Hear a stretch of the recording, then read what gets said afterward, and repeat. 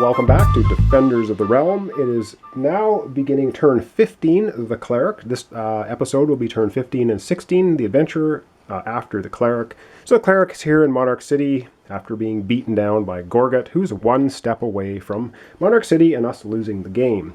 The Cleric has 4 blue cards right now.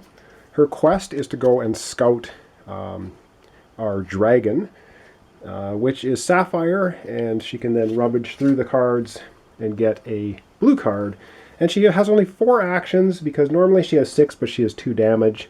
So like the other 2, her first action is going to be healing her wounds, which leaves her now with a total of 3 actions. And yeah, just not the greatest. She's going to use, for her next action, a blue horse card. She's going to spend that. So that's her her second action. So she's going to go 1, 2, and she's going to move to the Ancient Ruins because there's 3 minions there. And now she is going to do her attack. And let's take a look at her card here. She has a blessed attack.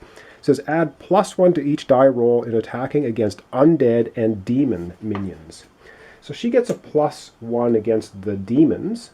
There are 2 demons here, and of course the dragonkin. So she only needs a 3+, and she'll spend, of course, her next action to do the attack.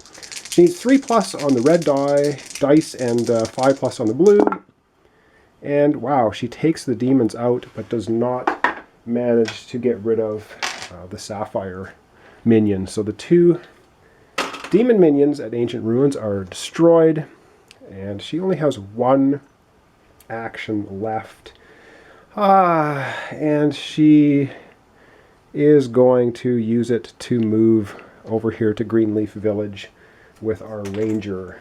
And that's going to be the end of the Cleric's action. So now it's evening phase, where the Cleric gets to draw 2 cards. And she draws 1 Gorgot, a double dice against Gorgot, and 1 more blue Sapphire card. Wow. If we can live long enough to try and take another go at Gorgot, we might get beat up again.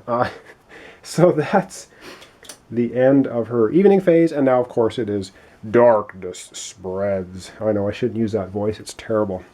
Anyway, darkness spreads for the Cleric, and let us have a look. Well, it's a bit of a special card. Orc War Party.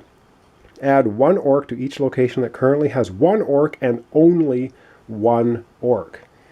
Okay, well, that's not as bad as you would think. Let me just go up a little bit here, because there's only 1 location on the board. Oh, sorry, there are 2 locations on the board that have 1 orc and only 1 orc, and that's at Amarak Peak and Father Oak Forest. So that part of it, not too bad. And right here we have Sapphire moving directly to Monarch City. Not going to happen. Sapphire's in Heaven's Glade. The next move for Sapphire would be the Ancient Ruins. So the Cleric's turn is over. And next up, of course, is the Adventurer.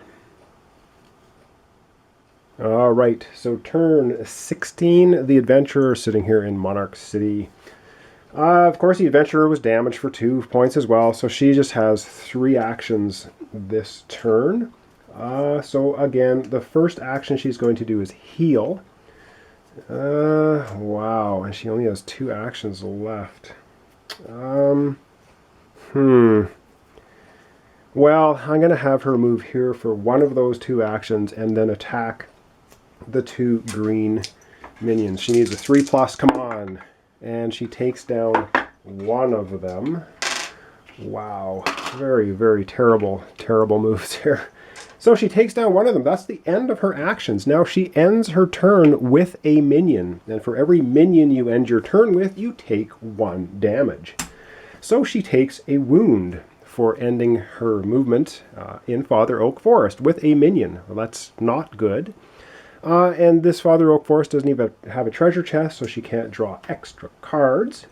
But it is the evening phase, so she will draw 2 hero cards, and she gets, wow, Sapphire and more Sapphire. Bringing her total hand limit, or total hands, to 5. She has 3 Vorkalak cards and 2 of the Sapphire cards. Okay. So she's still damaged for 1. Of course, her quest was to kill undead, which she hasn't really been able to get to. And wow, that's going to be the end of her evening phase. So now it's Darkness Spreads. All right, let's have a look. What's happening with the Darkness Spreads? Oh, this is great. So we're going to get 1 undead minion at the McCormick Highlands, which are up here. And we also get 2 undead minions in the Mermaid Harbor.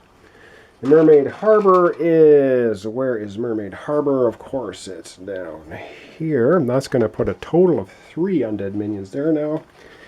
And, yep, looks like Sapphire is on the move. Sapphire's next move to the Ancient Ruins, bringing 1 Dragonkin minion with him. Indeed, Sapphire moves from Heaven's Glade to the Ancient Ruins, bringing along 1 minion with him. Or her, I'm not sure. I guess Sapphire may be a girl. Not sure. Doesn't really say. Sapphire's a dragon. Bad news.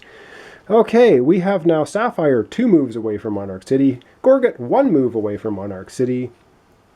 And not really a whole lot of Gorget green cards for our adventurers in the next few turns to congregate around Gorget and try and take him out. We may need to congregate on Sapphire and see if we can knock Sapphire out of the game, because we have so many blue cards. All right, I don't know. This is not going well. It just keeps going, but I think it's going downhill. Anyway, thanks for watching. Thanks for subscribing. Join me next time when we're going to have turns 17 and 18 combined, which will be the Ranger and the Wizard again. All right, join me next time.